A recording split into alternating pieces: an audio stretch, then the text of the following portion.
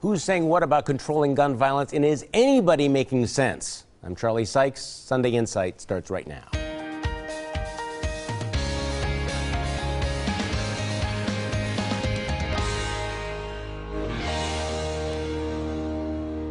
Good morning and welcome to Sunday Insight. In the week that was infamous, no one is selected for baseball's Hall of Fame as voters pass over some of the big names of the steroid era, including 7-time Cy Young winner Roger Clemens and statistical home run king Barry Bonds. Speaking of doping, biking legend Lance Armstrong is apparently prepared to fess up on Oprah after years of denying allegations of cheating. In Wisconsin, a new legislature takes office, and of course there were the usual protests, including one rally that called for all of the legislators to resign because they didn't like the way the election turned out. This is what democracy looks like. Golden Guernsey Dairy shut down unexpectedly. The company had been sold to an out-of-state equity firm under pressure from antitrust regulators in the Department of Justice. Your government looking out for you. The debate over guns continues as Joe Biden and the NRA meet and agree on pretty much nothing. Governor Scott Walker says he wants to see income tax cuts in his next budget. The movie Lincoln leads the way with 16 Oscar nominations. Who says we don't like history around here? And Al Roker makes a painfully embarrassing admission on national television. Walking to the press room, I think I got to, pass a little gas here. So I'm walking by myself. Who's going to know? Only a little something extra came out. You pooped in your pants. I pooped my pants. Too much information, Al. We start with a controversial proposal to shake up Milwaukee County government. For years, there's been talk about reforming Milwaukee's more or less dysfunctional county board, but it's been mostly talk. But now there's a bill that could lead to a dramatic change. Under the legislation proposed by State Representative Joe Sanfilippo, who used to serve on the county board, county supervisor salaries would be cut from about $51,000 to $15,000, and the budget for their staffs would be all but eliminated. The result would be a part-time board, like the county boards in the state's 71 other counties. For example, Milwaukee is twice as big as Dane County, but spends 7 times more for its county board. Milwaukee County also spends 16 times more on its county board than Racine. Sanfilippo's proposal would require a binding referendum this April and has the support of County Executive Chris Abele, but is strongly opposed, as you might expect, by current board members who see it as an assault on local control and democracy. Joining me on our panel this morning, political strategist and former county board member Lynn DeBruin, RightWisconsin.com's Brian Fraley, the Milwaukee Community Journal's Michael Holt, and political consultant Mary Jo Boss. So we all want to know what you have to say about this, Lynn DeBruin, because for years you were paid as a full-time county board member. What do you think of the proposal that would make the county, your former colleagues, part-time? Well, I think that the state has every right, and frankly, after a lot of reform efforts not going anywhere at the county level, I don't have a problem with the state stepping in and trying to institute some. I think where I disagree with it is that this particular proposal only gives the public one option, and you either support it the way it's written or doesn't. Most of these binding referendums written in this way would pass anywhere across the country, so the public isn't given a real choice. I personally support reducing the size of the county board. It could go further, reduce further without hurting minority representation as long as you kept it equal.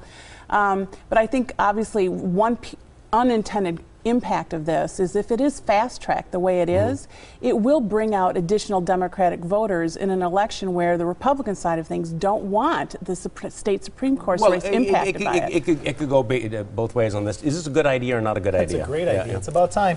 It's about time we take away the special status of the Milwaukee County Board. Look, these clowns are pulling down 50 grand for a couple hours a week, possibly. Not saying that you didn't work much more and did much more work, and did a great job. But I'm saying the bulk of these guys are not working 40 hours a week for this money. It makes sense to do it. It makes sense to save money, and you'll probably get better decisions. I've always argued with the idea, by the way, of the county supervisors being the legislative branch of county government. They are administrators. They're supervisors of the departments, and to treat them as some sort of mini legislature wrong. And give them money is just ridiculous. And staff and everything else.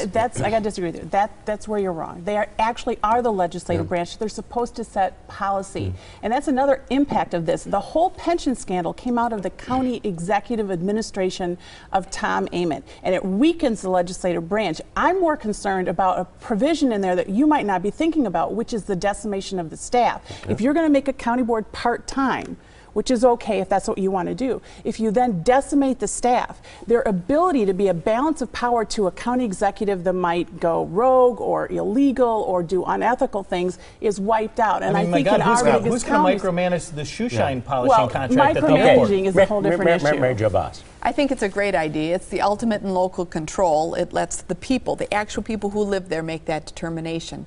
And I think, the cost savings isn't just how much less we pay, it's how much we save in all the goofy things they won't be able to do. Okay, I disagree with Brian. I don't see how you would get better decisions by having a part-time board. Do you get better decisions from the school board, since the school board members get just a couple of hours to go over the budget, etc., and then they work late into the night? I don't see the correlation between that. And if we follow this to its natural conclusion, do we need a county exec? Shouldn't he not be an administrator? And then that would solve all the problem. I know there seems to be overwhelming evidence and support for, reducing their pay, etc. So I think this is probably going to go through because it's going to be rammed right through. The larger question is whether we need a Milwaukee County government at all. I mean, you have municipal governments and you have state government. County government is a creature of state government. So the whole idea that this is an intrusion. So you trust those folks at the state to control what happens in Milwaukee County? I'm just saying whether you need to have a Milwaukee County government at all. Now, you were asking about the better decisions. I mean, the answer would be, what makes Milwaukee fundamentally different from the 71 other counties in the state which have managed to have part-time county boards? Number one, they have 40,000. The average county supervisor across the state of Wisconsin Yeah. represents 3,011 people. The county supervisors represent 52,000. That's the only basis of the argument for full-time. But the reality is also that the county supervisors, frankly, have never been a full-time job. This is another one of the legacies of Tom Ament, who made a part-time county board. And we had a part-time county board for more than 100 years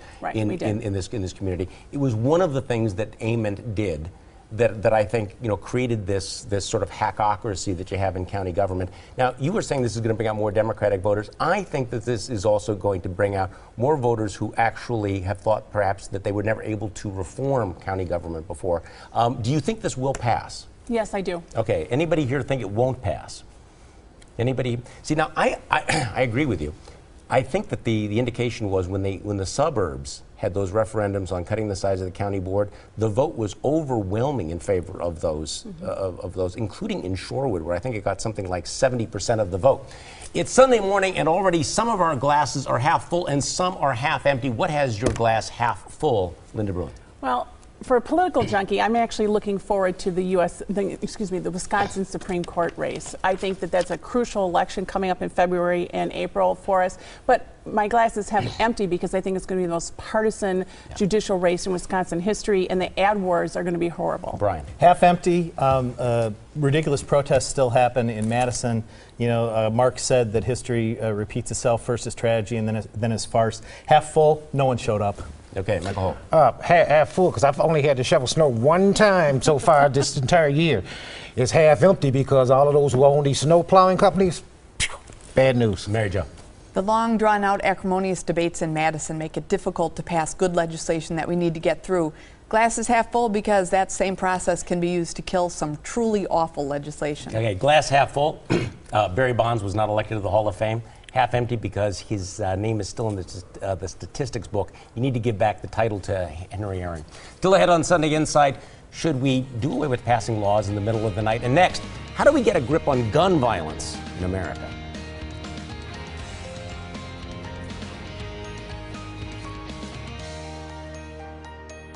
The tyrants did it. Hitler took the guns. Stalin took the guns. Mao took the guns. Fidel Castro took the guns. Hugo Chavez took the guns. And I'm here to tell you, 1776 will commence again if you try to take our firearms.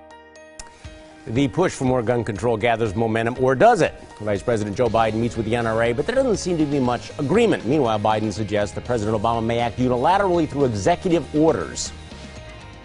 The president is going to act, or executive orders, executive action that can be taken. We haven't decided what that is yet, but we're compiling it all with help of the Attorney General and all the rest of the cabinet members, as well as legislative action we believe is required. Proposals for the president will be on his desk on Tuesday. Meanwhile, local officials, including Mayor Tom Barrett, were at a gun summit to push for more laws, including expanding criminal background checks, bans on military-style assault weapons and high-capacity magazines, and making gun trafficking a federal crime. Mary Jo Boss, are any of those good ideas? Absolutely not. Instead of going after the offenders, they're going after the general citizens, and frankly, they're scaring them. They're scaring the wrong people and getting every nut job out there to arm up and buy guns like crazy because they're afraid of what the government's going to do. It's exactly the wrong thing to do. How do we stop nut jobs from going out there and arming up and getting all the guns they can then? Well, first of all, we don't make them feel as though the government is going to come in there and by executive order take all their guns away, and if they don't get them now, they won't be able to. But they should have a reasonable proposal that takes away the fear of criminals with guns by going after the criminals and putting them in jail. Michael Holt. I wish you could figure out a good way to do this.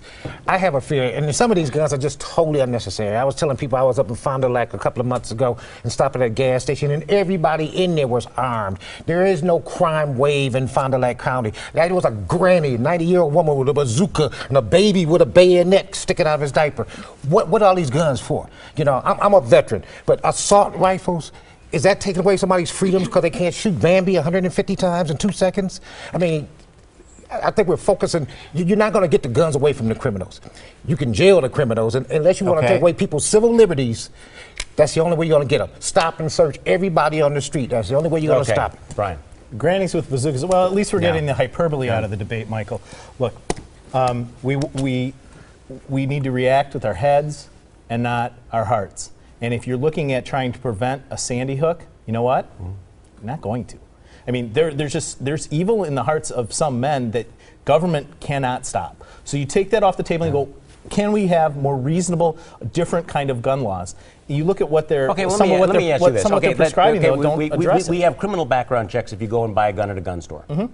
Why should you not have criminal background checks for someone that buys it from another citizen or at a gun show? So if I give my son a shotgun, I have to run a background check on him first? If you sell it to somebody. So if you sell it to Michael Holt. So if I sell it to my cousin, I have to do a criminal background check on him? Why not? What's wrong with that? I don't think that's solving a problem. There's nothing wrong with that. I had a gun and I sold it to my friend's son. And in retrospect, I think there should have been a background check. 40% of people who purchase guns in this country don't have a background check. I think that's one of the reasonable proposals should go forward, including the number of magazine clips, the high, the multi ones that are a problem. Assault rifles, to me, that's reasonable, but apparently a majority of this country don't agree with that. What's the definition of that's part of the assault problem. So I think you have to decide what can we all agree on. What I don't understand is why there is not more talk about the stronger enforcement of the laws we have now, why there is not more talk about increasing the penalties and the enforcement of gun crimes now. And Sheriff David Clark's about the only person who's been raising the question, okay, while you have the mayor out talking about more laws, why don't we talk about the revolving door criminal justice system where we plea bargain away many of these gun crimes? Now, who wants unsolicited advice? Well, neither do I. But we'll give it to you anyway. Linda Bruin, unsolicited advice. My unsolicited advice is that if you're going to talk about gun control, you also have to talk about mental health in this country, and that has been missing from this debate. Brian. Amen. Unsolicited advice. If you have the flu, stay home and use your sick days. Don't come in and infect your coworkers. Yeah, Michael Holt. To the president, put on your bulletproof vest and come up with some really strong gun control laws. Okay, Mary Jo. My unsolicited advice is for Chris Abele regarding the referendum coming up. You got to win this one. You got to do whatever it takes, or you're going to be the county board's chew toy for the rest of your term. My unsolicited advice to Al Roker: next time, keep it to yourself.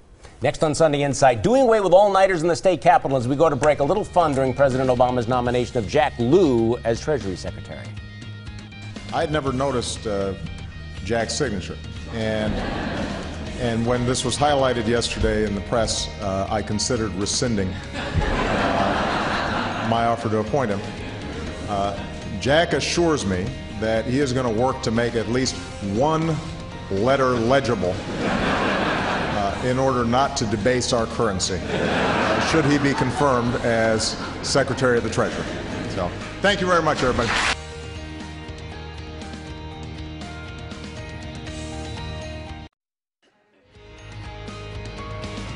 They've become a fixture of state politics, the all-night sessions of the state legislature. While the rest of us are sleeping, politicians have debated and passed laws in the dead of the night. Major votes have taken place in the early morning hours, but all that may be changing.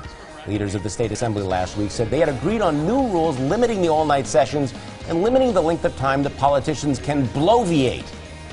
Brian Fraley, is that a good idea? It is a great idea. Too easy a question. And I hope it works. I mean, they're actually going to put a clock on the floor of the assembly and keep time limits. I think that's great. Look, there's usually two ways these all-nighters go. It's either the minority saying, we want our bills taken up, or we want something, or we're going to keep you all night, or it's the majority saying, look, we're going to keep you here all night, we're not coming back the next day, and it's this punishment thing. It's not about crises. And here's a dirty little secret. Some of the senators and reps that are drinking out of coffee mugs in those all-night sessions, it's not coffee. I can hardly believe that.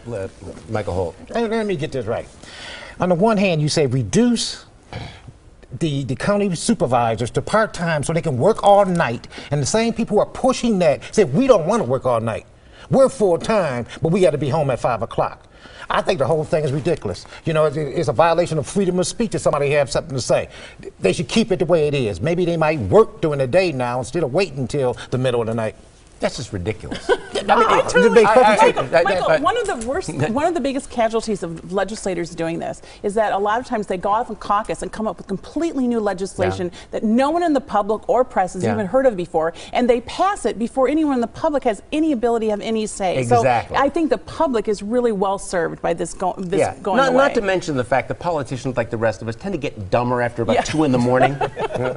I think it's a great idea, and the best thing about it is that it shows at least a spirit of cooperation between the leaders of both houses. Yeah, how long will that last? You know, I don't think it's going to last long, though, because as a lobbyist, it used to always be that you could plan when the budget was going to pass by looking at when the speaker was going on vacation.